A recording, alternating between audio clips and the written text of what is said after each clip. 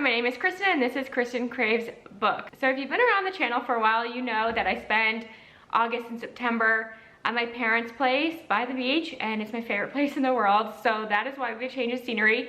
Reading is always a little bit more difficult here. I mean, I read a lot because I sit by the beach and there are just more opportunities to read, but I don't bring all my books with me. Obviously, I don't have the big bookshelves behind me and I don't have my physical TBR with me, and I can only bring so many books along.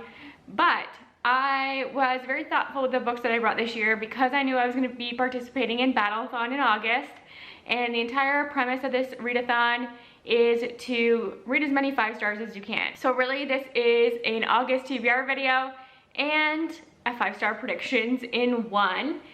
And I decided to join Team Thorn this round. But really this is the perfect readathon for mood readers. So if you've always wanted to participate in a readathon but you don't like to follow a bunch of prompts, I totally get that. So check out Battleathon because you just get points based on your star rating. So you can read anything. I'll leave Mel, who created this channel, Mel from Melanor Reads. I'll leave her announcement video down below, and I will leave a link to the Discord, and make sure you sign up for your team. There are so many great teams. I had a hard time choosing which one I wanted to join, so I'm really excited about this. So I have a stack of physical books because I do like to read physical books at the beach, and I've tried bringing my Kindle down there and it gets too hot. So not a lot of audiobooks chosen because I think for audiobooks I'm just gonna let my mood decide. I think if you're looking for 5-star reads, sometimes just going with your mood is probably the best way to do it and not force it. But I do have a limited selection of physical books with me, a couple e-arcs that I feel like are guaranteed wins for me by authors who I already adore and love and very, very rarely miss for me. So we'll just dive into it. We'll start with the physical ones. I'm also going for a range of genres here because I am just in the mood for about everything and I can't quite figure it out. So we're just embracing it. And we're gonna start with a contemporary romance because you're at the beach. You have to read contemporary romance, obviously. This is Truly Madly Deeply by Alexandria Bellafleur. Now this is a loose 5-star prediction because I read The Fiancé Farce by her and I give it 4 stars. I did like it, but the relationship was a little too healthy for me. I say this every time. And I'm hoping this one has a little bit more drama in it, and I feel like it will because it is rivals to lovers. These two are on a dating podcast. One is a divorce lawyer and one is a romance author. So they have very different views on love and they're giving dating advice. And I just think that's gonna lead to some great banter, some great angst and drama. I hope we get a lot of the podcast stuff as well. And I've just been hearing really good reviews for this. I don't think I've seen somebody on Booktube have anything bad to say, at least not yet. So I'm confident in this one as far as my contemporary romances.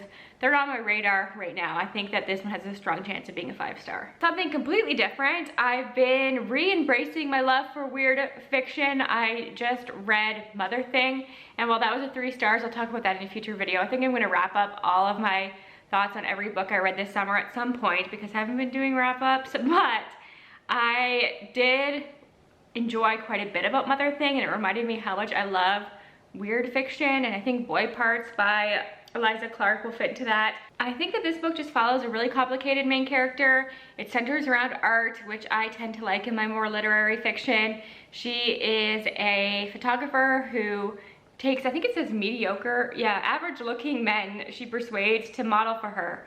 And then she is given an opportunity to display her work in a art gallery, and I think things start to spiral. So I have heard some good things about this one, and it is a genre that I'm starting to love again.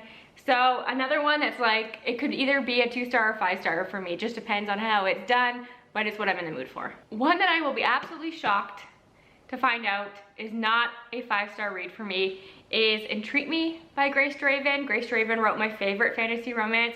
I have been hit or miss with fantasy romance. I've realized I apparently am pretty picky about them. That could be a whole video on its own, but Grace Draven's Radiance is top tier. It's one of the first I read, and I feel like that kind of set myself up for failure because nothing's really gone to that point. There are a few that came close, but not Radiance level. And I've been told that a lot of people actually like this one better, which is shocking to me. I love Beauty and the Beast, favorite Disney movie, but there are very few retellings of it that I like. But if they're coming from authors I trust, I feel good about them. Like Ting Fisher has one, and it's one of my favorite books ever. This is one. I trust Grace Draven. Love the cover of this one, and I trust everybody who's recommended it to me or who's just talked about it and loved it. So I feel pretty confident about this one. And then you have to read some fantasy romance in August, especially since Mel is the host of this readathon. And this has been the year of romantasy for her, so I feel like I have to. And we might as well just talk about the other fantasy romance I have on my TBR, and this is Slaying the Shadow Prince by Helen Schurer. And this is one of those books in that series. What is that series called at this point? I don't even know. Mortal Enemies to Something Lovers. You know what I mean. The one that I've read in this series is Slaying the Vampire Conqueror. Yeah, that's the one, and I loved it. But of course that is Carissa Broadbent, who is one of my favorite romantasy authors at this point. Never read anything by this author, but everybody seems to like this one the most in that entire series, so I'm just gonna go for it. I'm excited about it. Enemies to lovers, you can't go wrong with that. And apparently this is a good way to get into the whole world of the series that this book is connected to, so hopefully I will love that. Maybe I'll continue on, but I'm feeling confident about this one. It's a 5-star as well. Another contemporary romance, this has been getting a lot of buzz, and I actually have the audiobook for this one, so I can tandem read this one if I want to, is Out on a Limb by Hannah Bonham Young. I saw this, I saw the cover, and I grabbed it. Now this is another one I'm a little nervous about because it has a trope that I don't typically like in it, but I've discovered that if I know about the trope ahead of time and it is not something that is a surprise to the reader, I'm fine with it and it works for me. So it says that it is a hot one-night stand and an unexpected pregnancy. That's a trope there. Lead a young woman to someone she can depend on. So it's giving similar to Ready or Not that I read earlier this year, and it was one of the books that surprised me most so far this year. So it's made me more confident that I can like the surprise pregnancy trope if I know about it. And I've heard great things about this author in general, and this book seemed to get a lot of buzz when it first came out. Again, I have the audiobook, so there's a lot going for it. I also have Where Sleeping Girls Lie by Frida Abike Yamende, and I read this author's debut. Really liked it, was really excited for this one, pre-ordered this one. It seems to be getting mixed reviews, but I'm pretty confident it's something that's gonna work for me. It's dark academia set in a boarding school. I like YA in the summertime, and I already know that I like this author's writing, which really helps when making 5-star predictions. So yeah, it's just kind of what I'm in the mood for, and I had to include it. Lastly, for the books that I have physically, I finally want to read Pemberley, Mr. Darcy's Dragon. This is by Maria Grace. This is the start of a pretty long series, but it's obviously Pride and Prejudice retelling, which there are very few Pride and Prejudice retellings that I don't like. I know that's probably not a popular opinion, but if you give me any kind of character that resembles Mr. Darcy in any way, I will probably like it. So the fact that this is him with a dragon, I'm down. Give it to me. I'm pretty confident it'll be a 5 stars. I will eat this up.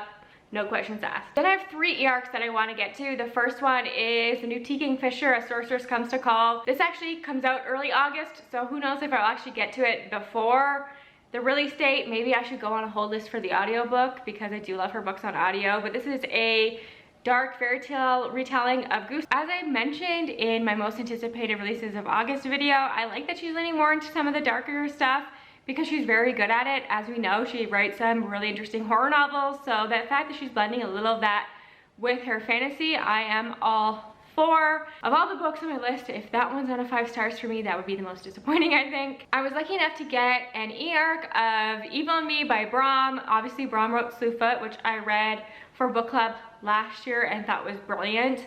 And this is his newest one. Comes out in September. Do I know much about it? Not really. I think the cover is pretty cool, and I needed horror on this list. I am in the mood for horror, so this is one that was really calling to me as I was looking through my Kindle, and I love to sit on the deck and read on my Kindle for some reason, so that is what I want to do. But it says that it is a novel of possession, damnation, and rock and roll, which I feel like we could tell from the cover, where one woman must get the world singing in order to save her soul. This devilish tale includes nearly 24 of Brahms' immersive paintings. We love Brahms illustrations and brilliant end papers. So it looks like it's set in a small rural town and there's a dysfunctional family, buzzwords, buzzwords, buzzwords. And it's about getting a band back together in order to give this woman a shot at her salvation. So I'm interested to see how that all plays out. And yeah, I haven't heard anything about this one yet, but I'll let you know how it goes. Hopefully it is a 5-star. Is it silly to read an e-arc of a book that doesn't come out till November? Probably, but it is a contemporary romance that screams summer to me and one that I have been waiting years for, so I'm gonna read it. It's called A Legend in the Baking by Jamie Wesley. This is a sequel to Fake It Till You Bake It, which is one of my favorite romances, one of my favorite foodie romances. I used to talk about this one quite a lot. Used to speculate that there'd be a sequel, and here we are getting it. So this series follows a group of football players who also own a bakery. Come on, what else do you need to know? That is the sweetest thing. It says, after accidentally going viral on social media, a cupcake baking football player gets assistance from a social media maven and his best friend's little sister to help promote his new bakery. Love, love, love. Was really excited to get approved for that e-arc. And yeah, it just screams over to me, so I'm gonna read it super early. So those are the 3 e-arcs that I wanna focus on, and I think I will give 5 stars, but there is one book that comes out in August that I am on hold for at the library and hope I can get at some point, and that is The Dead Cattail Assassins by P. Djeli Clark. I talked about this in my last video, so I won't go on too much, but fell in love with P. Djeli Clark last year. I tend to give his books 4 or 5 stars, so I feel good about this one. And even though the synopsis makes it very, very clear there are no actual cats in this book, I'm still excited for it. And yeah, it's one that I've been thinking about for a long, long time, because I think we got the cover reveal for that a while ago, and it's been one of my most anticipated releases of the entire year, so I would love to get to it at some point in August. And again, those are just the books that I could think of in this moment. You never know what's gonna happen as the month goes on. Obviously, burnout starts to happen for me in a readathon pretty quickly, but I think because this one is so based around mood reading, I'll be fine, unless all these end up being like 1 star or something and I become super unmotivated, but I can't see that happening because I think this is a pretty solid TBR, so we will just see what happens. Maybe I'll vlog some of it. I'm always more inspired to vlog here because there's more to see. Where I live, not much going on. Here, at least, I can show you the water, and that is pretty exciting, and it's pretty, and it's easy to vlog, and I can walk to places here, whereas at home I have to drive, and it's just not as fun. So you will see some vlogs at some point, hopefully. So let me know your thoughts on any of these books. Let me know if you're participating in Battleathon and what team you are on. Let me know how good you are at 5-star predictions, because I find I've gotten better at them. I think I understand my taste more and more as time goes on. I think that just makes sense. So let me know all the things. Thank you again for your support. I'll talk to y'all soon. Bye for now.